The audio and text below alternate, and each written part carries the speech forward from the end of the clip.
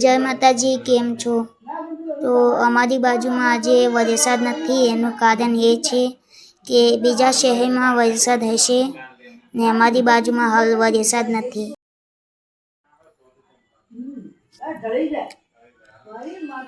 એવું લાગે છે વરસાદ આવે એવા વાદળા છે, પણ વરસાદ હાલ બીજા શહેરમાં ચાલુ હશે. અમારી બાજુમાં વરસાદ નથી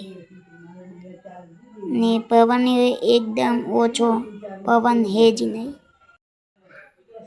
ને વાદળા વરસાદ આવે એવા લાગે છે, પણ વરસાદ આવે નહીં. વાદળા આગળ જોવો.